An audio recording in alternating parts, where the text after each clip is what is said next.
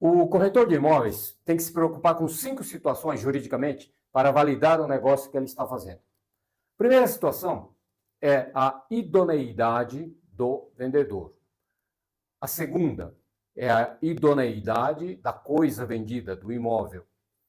3, a idoneidade do comprador. 4, a idoneidade do negócio que está sendo feito. E 5, a validade, idoneidade e legalidade do registro. Eu vou explicar cada um deles mais detalhadamente. Né? Então, a idoneidade dos vendedores. O que significa isso? Significa que os vendedores, os proprietários do imóvel, eles têm que estar numa condição tranquila, idônea para vender a propriedade. Ou seja, civilmente, eles têm que estar em situação regular, não podem ter dívidas que possam vir a comprometer o imóvel depois ou a transação feita, não podem ter comprometimentos eventualmente futuros que possam vir a comprometer a transação. Eles têm que ser, evidentemente, legalmente, legitimamente, os proprietários do imóvel, né? Então, eles têm que ter todas essas características conjuntas para que a idoneidade deles não possa ser questionada e, portanto, não prejudicar ou criar algum problema para um negócio feito.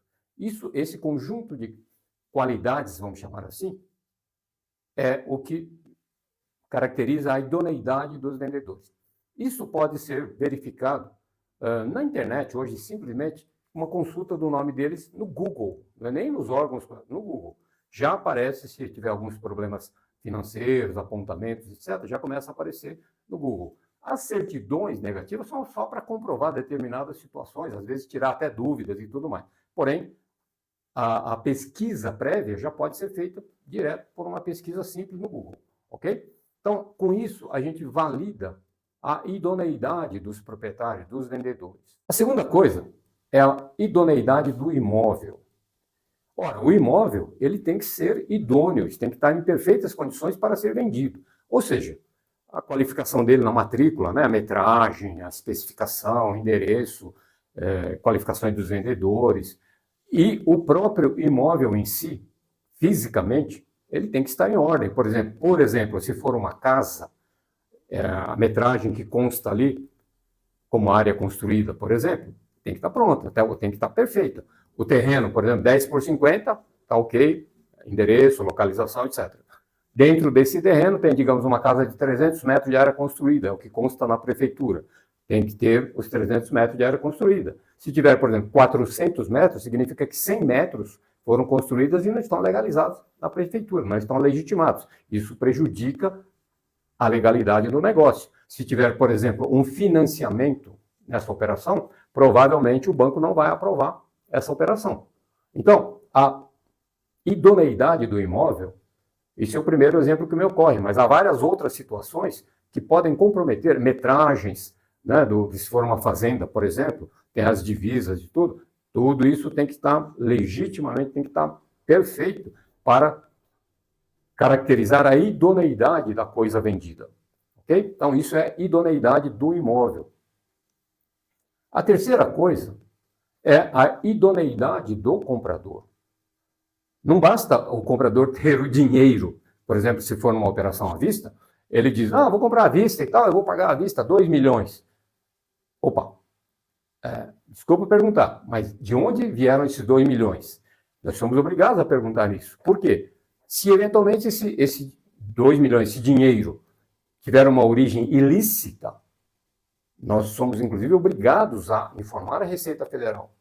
Olha, tem uma operação aqui cuja a origem do dinheiro é meio suspeita. Por que nós somos obrigados a oficiar a Receita Federal? Porque se esse dinheiro realmente for ilícito, a gente pode estar envolvido numa operação de lavagem de dinheiro, por exemplo, a gente, né, corretores e o próprio comprador, o vendedor do imóvel, que coitado não sabe de nada, recebeu o dinheiro, está achando que está tudo certo, mas na verdade aquilo era uma operação ilícita, né? Então, o comprador, ele tem que também ser idôneo. Fora a questão, por exemplo, se for um financiamento, ele tem que ter já esse financiamento aprovado, a capacidade de obter esse financiamento. Então, todas essas características é que fazem um comprador idôneo. Tá? Então, não é só o vendedor ou só o imóvel, o comprador também tem que ser idôneo. Se ele diz que vai pagar à vista, ele tem que ter o dinheiro disponível, e também, né, como eu disse, esse dinheiro tem que ser legítimo, ele tem que ser produto da venda de um outro imóvel, por exemplo, ou um dinheiro declarado que ele tem lá direitinho no banco, declarado tudo direitinho. Ele não pode aparecer, esse dinheiro pode ter uma origem ilícita politicamente falando, suborno, alguma coisa assim, ou pior, pode ser até coisa de um tráfico de drogas, enfim. Tem N situações aí que é muito perigoso quando uma pessoa aparece com um dinheiro muito grande assim, numa operação venda à vista. Ok? Então, fiquem atentos para essa situação. Então, idoneidade do vendedor, idoneidade do imóvel, idoneidade do comprador.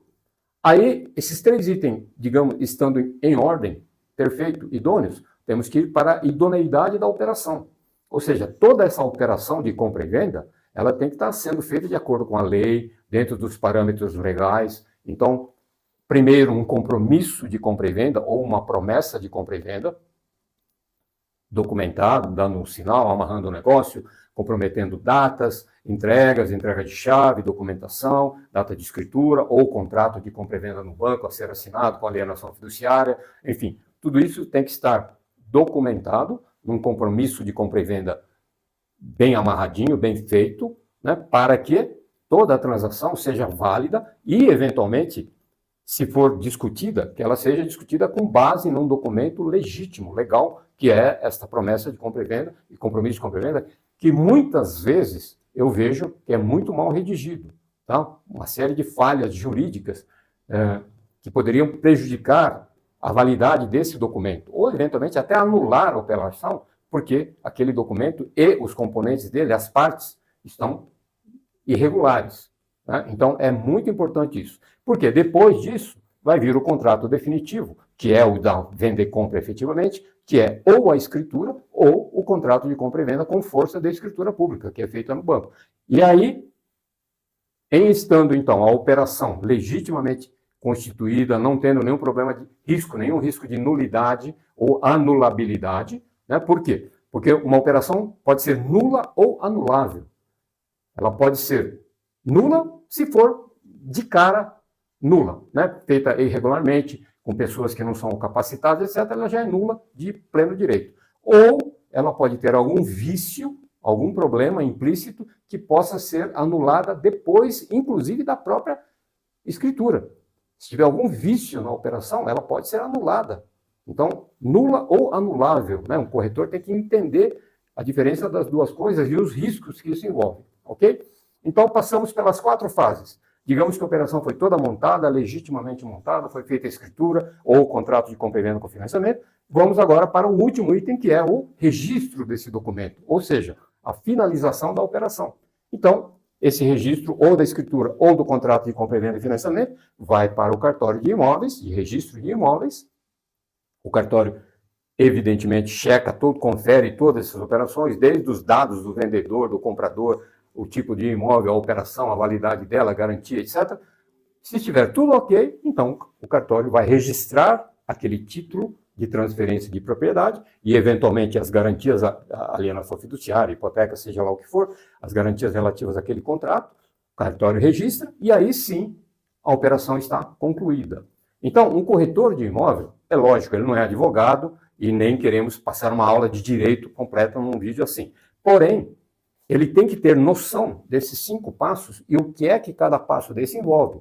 Porque aí sim ele vai, passo a passo, se aprofundar, por exemplo, na análise da idoneidade dos vendedores, na análise da idoneidade do imóvel, do comprador, da própria transação, que seria o compromisso de compra e venda, as cláusulas, etc. E depois acompanhar até o registro desse contrato final no cartório de imóveis. Ok? Então, é importante, sim, para o corretor dominar, saber, pelo menos, da existência dessas 5 fases, porque aí ele vai poder acompanhar, vai saber como é que se processa efetivamente uma venda, compra e venda de um imóvel. Ok? Obrigado e até o próximo vídeo.